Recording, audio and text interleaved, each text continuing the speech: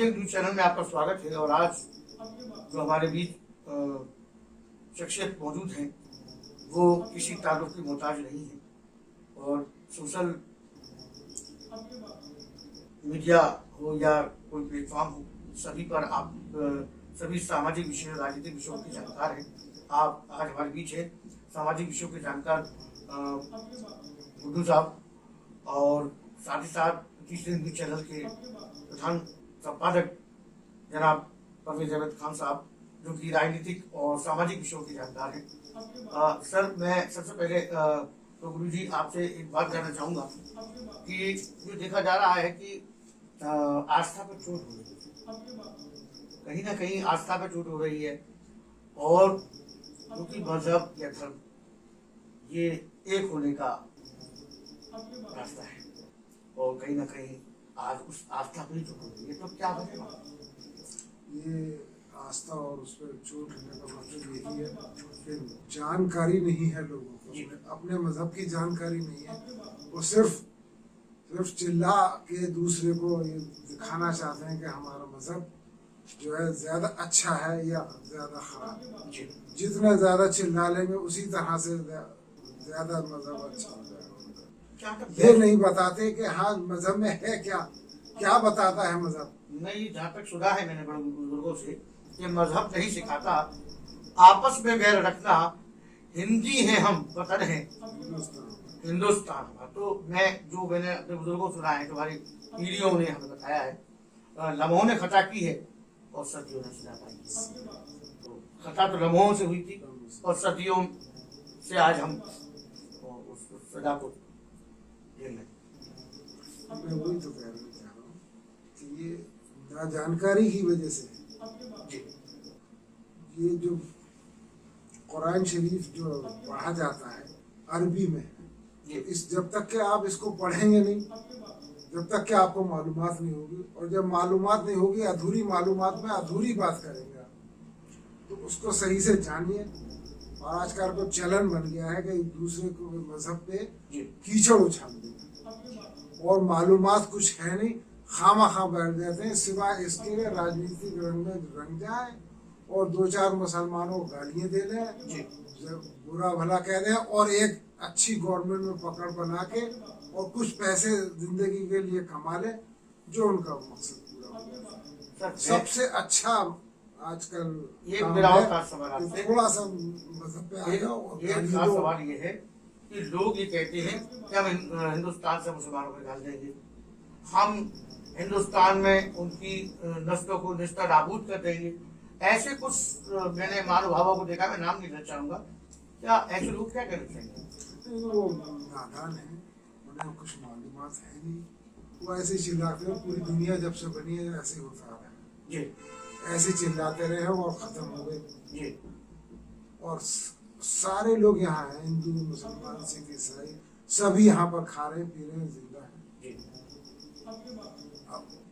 यानी मुगल पीरियड से आज तक के अंग्रेजों का देख लिया, चाहते तो क्या मुगल खत्म नहीं कर सकते थे, लेकिन नहीं, ये ऊपर वाला जो जब तक के नहीं चाहेगा कोई चीज खत्म नहीं होगी, जब तक कि कोई चीज खत्म नहीं। एक खबर मैंने सोशल मीडिया में भी देखी थी कि जिसमें ये बताया जा रहा था कि पाकिस्तान की सूरत हाल में मोदी जी उसकी नैया को पार लगाएंगे। क्या कहना चाहिए? नहीं, ये तो प्रोपेगेंडा है जी, ये प्रोपेगेंडा है। सोशल मीडिया में खबर चल रही है, ये तो चलती रहेगी। ये गोदी मीडिया है, ये ना कोई ऐसी खबर जरूर दिखाना चाहता है जो देश के जाहिल लोगों को अच्छी लगती है, वरना इस खबर की कोई वैल्यू नहीं।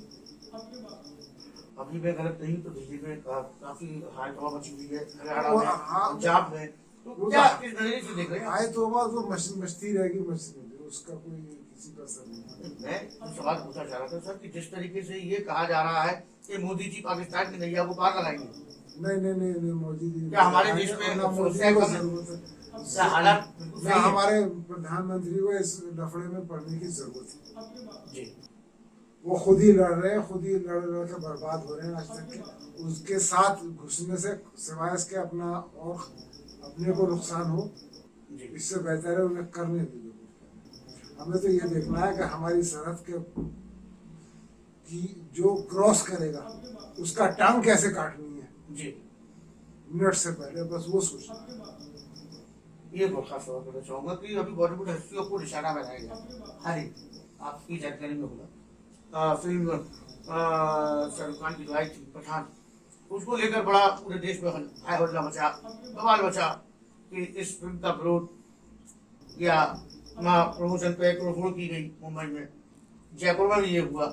तो क्या क्या लग रहा है आपको, क्या तो फिर मोदी जी ने भी ये कहा कि नहीं, इस तरीके से बॉलीवुड हस्तियों को किसी भी तरीके से टारगेट करना ठीक है? नहीं नहीं नहीं, वो बिल्कुल सही कहा उन्होंने ना, हमारे प्रधानमंत्री चाहते हैं जी कि ऐसा हो, जी, लेकिन ये जो लग भैया जो है चुटवैया नेता छूट भैया नेता जी, उन्हें थोड़ा बहुत अपने को चमकाने की वजह से ऐसा करना पड़ता है। चेहरा जो चमकाना। अच्छी फिल्म होगी वो चलेगी जी। और जो खराब होगी कभी। शफीउल्लाह फारूकी साहब, मैं एक और बात करना चाहूँगा। जिस तरीके से हम जो देख रहे हैं कि खुद प्रधानमंत्री मोदी जी ने इस बात को कहा कि बॉलीवुड के हस्तियों को टारगेट करना या उनकी फिल्म को टारगेट करना ये ठीक नहीं है, इस नजरिए से देख रहे हैं आप? नहीं, बहुत अच्छा फैसला है ये बात इन्हें और मुद्दों पे भी कहना चाहिए जो आजकल चल रहा है, जो मुसलमानों के खिलाफ जो आजकल धड़े आम हर आदमी कुछ भी बोल देता है, इसको भी मोदी जी को एक बार ऐसी तरह से बोलना पड़ेगा। नहीं, उन्होंने गाइड किया है, उन्होंने बताया कि तो इस तरह से नहीं चलेगा फिल्मों को या फिर इंडस्ट्री के लोगों को। इससे सिवाय इसके जो दुनिया बढ़ने पे लगी हुई है, तो इस मूवी से अच्छा इंप्रेशन मिलेगा पूरी दुनिया को।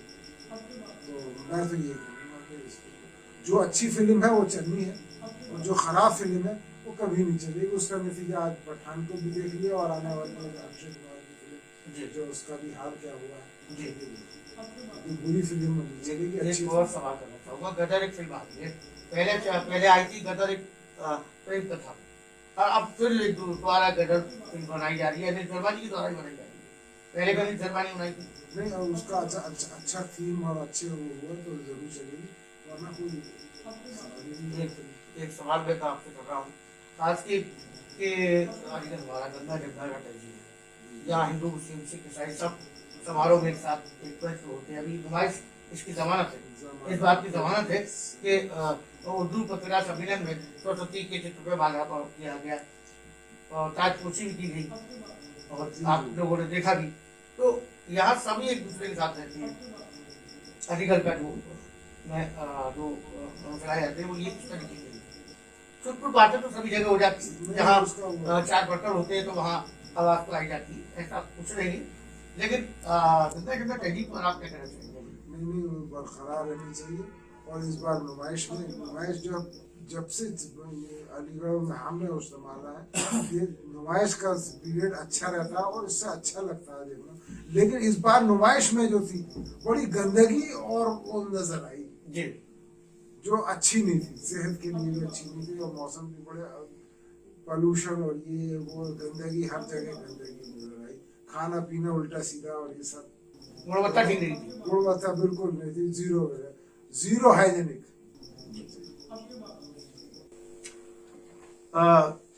दोस्तों, मैं जिस शख्सियत का आप तारुफ कर रहा हूँ वो साहित्य से लेके और इतिहास को लेकर और पत्रकारिता के क्षेत्र में भी आपने कई आयामों को पाया है। आज हमारे बीच तीसरी जंग न्यूज चैनल के प्रधान संपादक जी मौजूद हैं, और हम उन्हीं से जानेंगे कि अडानी समूह पर जो आरोप लग रहे हैं उन पर आपका क्या कहना है? देखिए, बहुत गंभीर आरोप है और इन आरोपों की जांच होनी चाहिए थी। जिस तरह से विपक्ष के लोग बात कर रहे थे कि किसी जांच हो, साथ ही मैं एक बात कहना चाहूँगा, ये बिल्कुल सीधी बात है, किसी भी व्यक्ति के ऊपर अगर कोई आरोप लगता है तो वो व्यक्ति जिस पे आरोप लगता है खुद ही आमतौर पर ये कहता है कि मेरे खिलाफ कार्रवाई की जाए, ये जांच की जाए, अगर मैं दोषी हूँ तो मेरे खिलाफ कार्रवाई हो। जी, अडानी साहब ने एक बार भी ऐसा नहीं बोला कि इसकी जांच की जाए। दूसरे, सरकार ने ऐसी बेशर्मी अख्तियार की है इस वक्त में, किसी भी लेवल पे वो अडानी के बारे में बात करने को तैयार नहीं हुए। पार्लियामेंट के अंदर भी अडानी के बारे में बात नहीं की गई। तो कहाँ बात की जाए उसकी? अब इतने गंभीर आरोप लगे हैं। प्रधानमंत्री ने कहा था कि हम फर्जी कंपनियों को खत्म कर देंगे। जी अब मालूम हुआ एक बाहर की विदेश की कंपनी जिसने जांच की इंडियन बॉक्स, उसने बताया कि अडानी के भाइयों के नाम पर फर्जी कंपनियां मौजूद हैं और उसमें उसके जरिए फ्रॉड किए जा रहे हैं।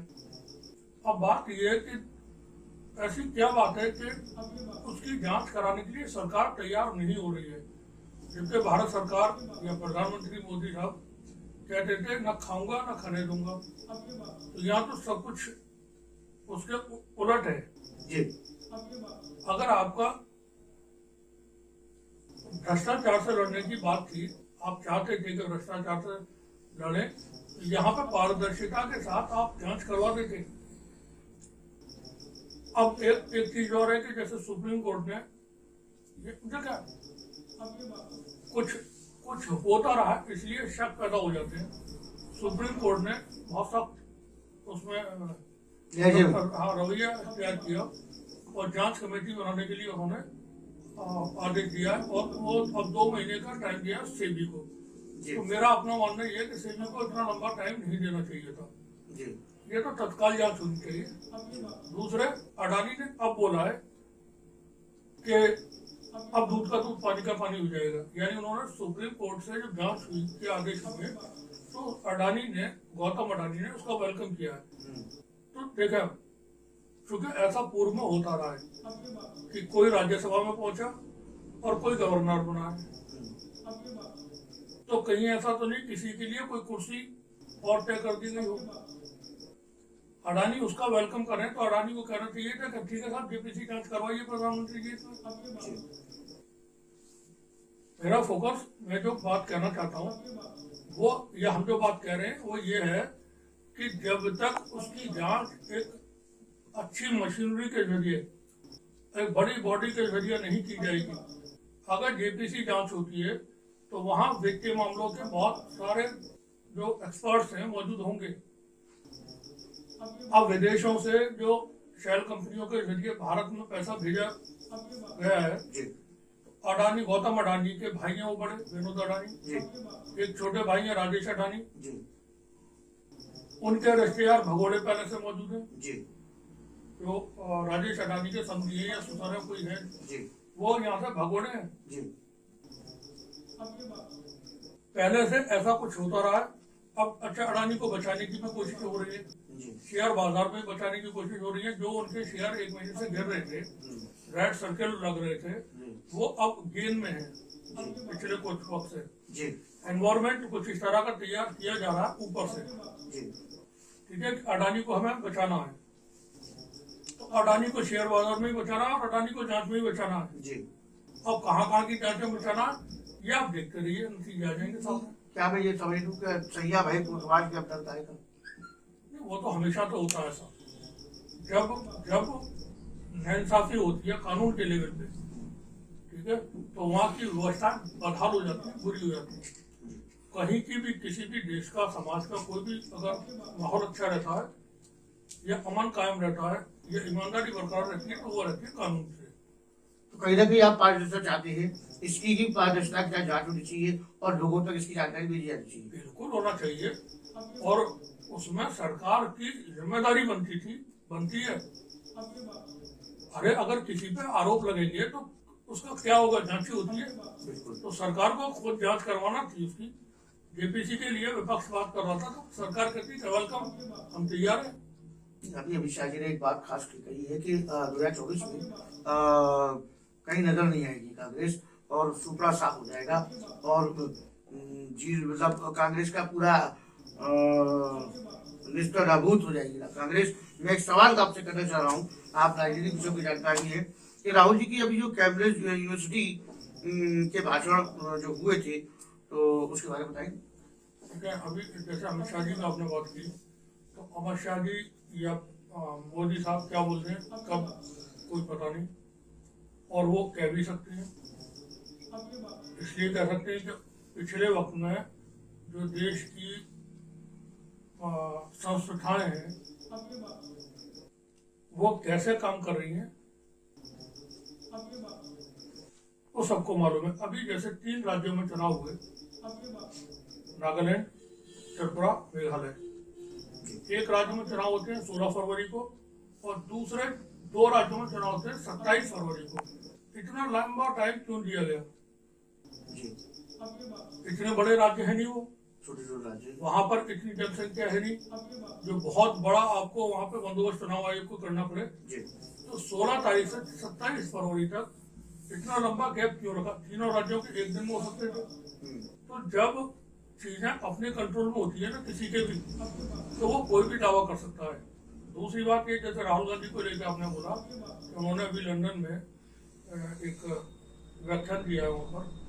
वो कहते हैं क्योंकि वो उसी यूनिवर्सिटी के स्कॉलर है, स्टूडेंट रहे कैम्ब्रिज के, और दुनिया की जो रेपुटेड यूनिवर्सिटी है जी, ऑक्सफोर्ड है, ये है, तो ये उसमें से एक यूनिवर्सिटी है। एवरेज। राहुल गांधी ने वहाँ से एमफिल किया। और आपको एक बात और बता दूं, दुनिया के जो राहुल गांधी दुनिया के 7वें सबसे ज्यादा पढ़े लिखे लीडर है। जी, ठीक है, लेकिन उनको तो पप्पू बताया जाता है, नहीं, आपको मैं बता रहा जो हूं। जानकारी मिली तो है।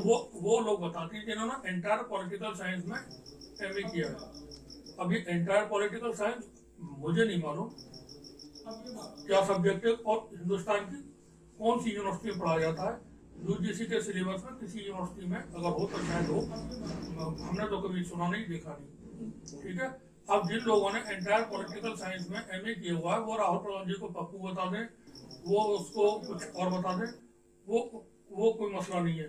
लेकिन जो कॉइन है या हीरा है उसकी वैल्यू घटती नहीं कि है। आप कहना चाह रहे हैं कि राज गुदड़ियों में नहीं छुपते, बिल्कुल नहीं, राज जो होते हैं वो गुदड़ियों में छुपते। बिल्कुल नहीं। जैसे कि उन्हें पप्पू कह के भी कई बार आरोप लगाए, तो पप्पू कहा गया। वो उनके ऊपर उनको लेकर के मीडिया के जरिए प्रोपेगेंडा रहा, टेलीविजन पर डिबेट होती रही, सोशल मीडिया पे पोस्ट होती रही, ट्रेंड चलते रहे, तो वो कोई दिक्कत नहीं। पॉलिटिक्स में ये चीजें होती हैं। दूसरे निजी तौर पर राहुल गांधी जो है वो एक बहुत शानदार लीडर है और गुजरात भी है। जो भारत जोड़ो यात्रा हुई है उसके बाद वो हिंदुस्तान के ही नहीं, वो विश्व के लीडर्स में है, बड़े लीडर्स में वर्ल्ड के। राहुल गांधी के ऊपर किसी तरह की कोई भी करप्शन नहीं है उनका। बहुत साफ उनका अपना पॉलिटिकल करियर है, बहुत अच्छे पढ़े लिखे, एक अच्छे स्पोर्ट्समैन है। 3,700-800 किलोमीटर वो भी पैदल चले, मायने रखता है, वो एक रिकॉर्ड है वो भी। तो क्योंकि वो एक अच्छे स्पोर्ट्समैन है इसलिए वो इतना लंबा पैदल चल पाए। और बाकी जो लोग हैं उनकी बहनबाजी होती है क्योंकि उन्हें मालूम है कि हमें कुछ करना नहीं है। अब जैसे 2024 में पार्लियामेंट के चुनाव होंगे भारत में, तो पार्लियामेंट का चुनाव विकास के आधार पर नहीं होगा, वो एम्प्लॉयमेंट की बात पे नहीं होगा, वो सुरक्षा के नाम पे नहीं होना, वो एजुकेशन या सड़क या डेवलपमेंट के नाम पे नहीं होगा, वो चुनाव होगा राम मंदिर, ठीक है, और सांप्रदायिकता के आधार पे। अब जब ये है एक आपने लाइन खींच रखी है कि हमको इसी लाइन पे रहना है, तो राहुल गांधी को पप्पू बताएंगे, लोगों से कहलवाएंगे, ये चीजें चलती रहेंगी क्योंकि आपने कुछ किया नहीं। अब अमित शाह साहब ने तो बोला था कि भारत में 50 साल तक राज करेंगे हम, ठीक है, तो उनका जो इतना दम भरना है या उनका जो कॉन्फिडेंस है, तो वो इसलिए है कि एक राज्य में चुनाव होता है 16 फरवरी को और बाकी दो में होते हैं 27 फरवरी को। हिमाचल प्रदेश के चुनाव होते हैं, उसके 1 महीना बाद गुजरात के चुनाव होते हैं, टुकड़ों में चुनाव होते हैं। यूपी के चुनाव अभी जब 2022 में हुए 7 चरण में हुए, ठीक है। आप जैसे कबड्डी खेलते, कबड्डी, अब ऐसे तो पूरे दिन आदमी कबड्डी जीता रहेगा, वो खत्म ही नहीं होगी। आप एक साथ में आपके पास मशीनरी मौजूद है, ठीक है। विपक्ष को हर हाल में नजर रखनी होगी, साफ सुथरे चुनाव कैसे हों उस पे। दूसरे ईवीएम को लेकर के मैं इस बात को बहुत उससे कह रहा हूँ, मुझे भी वहम है। अब मेरा वहम कैसे दूर हो, पर्सनली मैं अपना बोल रहा हूँ कि मैं ये ऐसा मानता हूँ कि ईवीएम में शायद गड़बड़ी है या गड़बड़ी होती है उसके जरिए। जब ये मानस हो जाए तैयार, तो उस वहम को कौन दूर करेगा? वहम कह रहा तो कौन है? नहीं, कौन हकीकत है, कोई बीमारी नहीं है वो। ये टेक्निकल चीज है, तो बीमारी नहीं है ईवीएम। जी। जो लोकमा हकीम की जरूरत पड़े या किसी मेडिकल एक्सपर्ट की जरूरत पड़े, ये टेक्निकल चीज कहीं ना है। कहीं सॉफ्टवेयर है। सॉफ्टवेयर में अब चूंकि हर चुनाव में लोग बोलते हैं कि हमने बटन ये दबाया वोट वहां गए, बटन ये दबा रहे वोट वहां जा रहा है। अब ये इस तरह की बातें जब आती हैं, दूसरे 19 लाख ईवीएम गायब है, चुनाव आयोग को नहीं पता कहाँ है वो, कुछ सुई नहीं है जो गायब हो जाएगी एक। अब 19,000 गायब करने वालों ने किस मोटिव के साथ गायब की? वो कोई घर में सजाने के लिए गायब किए, किसी को गिफ्ट में देने के लिए गायब किए, वो जी। उनका यूज के लिए गायब किए। मतलब इन सवालों का जवाब मिलना चाहिए। बिल्कुल मिलने चाहिए। प्रजातंत्र में ऐसी धोखाधड़ी नहीं होती है। और मैं तो कहूंगा विपक्ष को, अगर ये हिम्मत वाले विपक्ष के लोग हों, उसमें सभी शामिल है, कांग्रेस है, सपा है, बसपा है, आरएलडी है, टीएमसी है और जेडीयू और जेडीएस वगैरह तमाम पार्टियां, अगर चुनाव आयोग से कहें कि आप कराइए बैलेट पेपर से चुनाव, और अगर आप बैलेट पेपर से नहीं करा रहे तो आप ही चुनाव लड़ लो, हम नहीं लड़ रहे, बाइकआउट कर दें चुनाव का 2024 में। जब तक बैलेट पेपर से चुनाव नहीं होंगे, भारत में लोकतंत्र सुरक्षित नहीं रहेगा। जी। क्योंकि मैंने निजी तौर पर बताया, मुझे वहम है, अब मेरे वहम को दूर करने का काम है चुनाव आयोग का। चुनाव आयोग और उसको करे दूर, कैसे करेगा? सर एक खास सवाल और करूंगा आपसे, अमरपाल जी के बारे में आप क्या कहना चाहेंगे, जो खालिस्तान की जो मानती है? क्योंकि ये सीरियस इशू है। जी। और मैं तो ये कहूँगा, जो टेलीविजन पे जो नेशनल मीडिया है, जी। बड़े बड़े चैनल उनके लाइव पत्र वो इंटरव्यू कर रहे हैं जी। और रिपोर्टिंग उन पे हो रही है मुस्तकिल, जी। वो थमे। क्योंकि ये चीजें अब कोई वो हंसी मजाक की बात जी। जी। गंभीर विषय है और ये चैलेंज है केंद्र सरकार के लिए, पंजाब की सरकार के लिए चैलेंज नहीं जी। है। बिल्कुल बिल्कुल। जो खालिस्तान का इशू है जी। वो चैलेंज है केंद्र सरकार के लिए। जी। केंद्र सरकार को कुछ करके दिखाना पड़ेगा कि वहाँ के लोग ये भरोसा कर सकते हैं कि हाँ, हमसे डायलॉग हो रहे हैं जी। कई सारी चीजों पे। जी। पंजाब में हमने देखा है एक लंबे वक्त तक वहाँ के हालात खराब रहे ब्लू स्टार ऑपरेशन के बाद, और वो बहुत बहादुर कौम है, बहुत ही ज्यादा अच्छे लोग हैं। पूरे हिंदुस्तान में सभी अच्छे लोग हैं, बुरे मैं नहीं कहूँगा किसी को भी, जी। क्योंकि हो सकता है बुरे निकलते हैं, लेकिन लोग मैक्सिमम अच्छे होते हैं। जी। बहुत कम की खराबी की वजह से सारा समाज खराब माना जाता है। जी। तो अगर कहा जाए कि एक बची सारे तलाक को बंधा कर देती है। बिल्कुल, पंजाबी बहुत अच्छे लोग हैं जी। और बहादुर लोग हैं, शरीफ लोग हैं। भारत के लिए उनके बहुत कंट्रीब्यूशन है, देश की आज़ादी के वक्त में हो, बाद में हो, जंगों में हो, पाकिस्तान से, चाइना से, बॉर्डर पे वो सीना तान के हर वक्त देश की। अगर मैं गलत नहीं हूँ तो जाट रेजिमेंट के बाद सिख रेजिमेंट का नंबर आता है। मैं बात करना चाहूँगा, देश में क्योंकि भारत जो है वो संवैधानिक व्यवस्थाओं से चलता है। जी। यहाँ का अपना एक कानून है, संविधान है, कोर्ट है।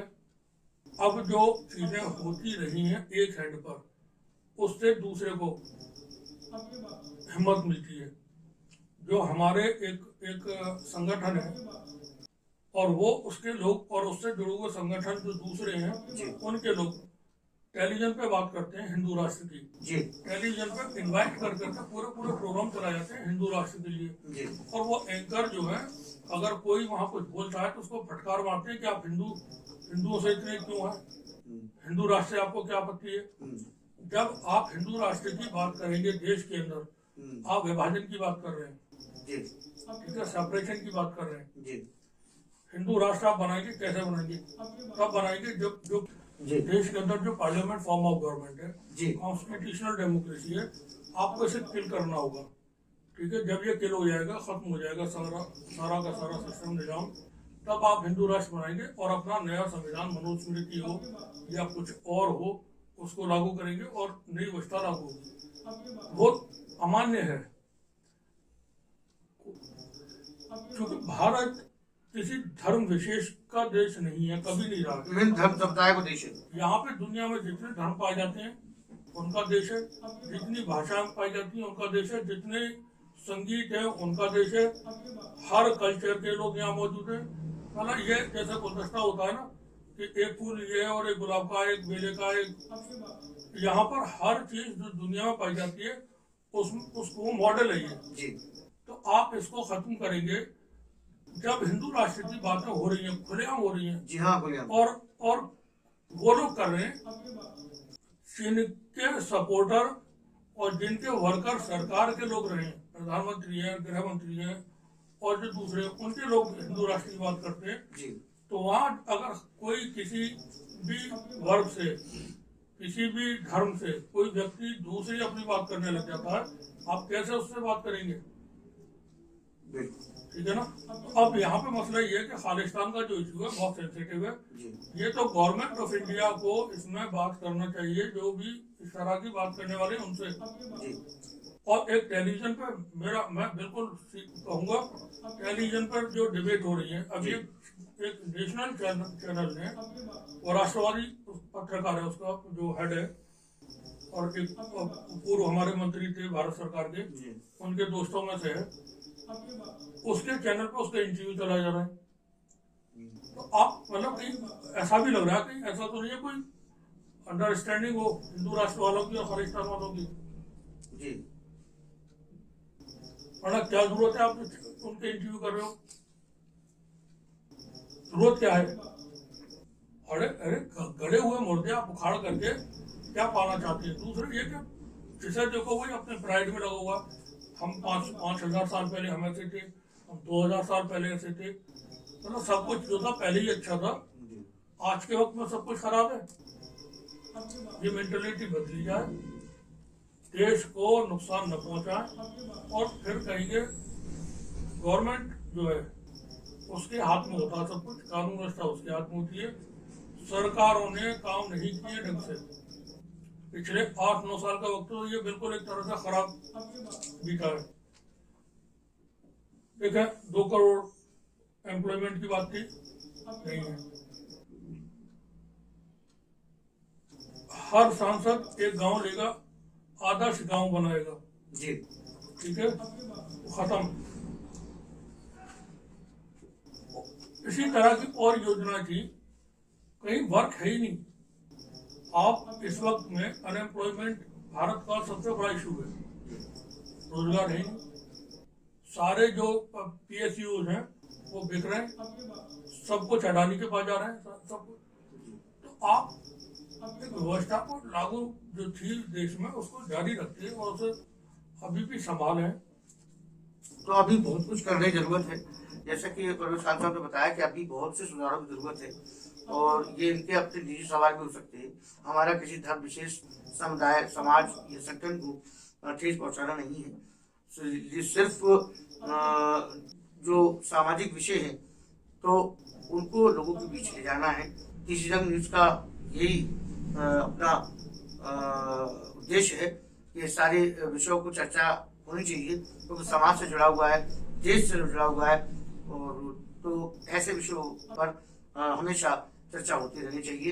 इन सब चर्चा के साथ आज हम कैमरामैन शाकिब के साथ में विशाल नारायण शर्मा, अलीगढ़।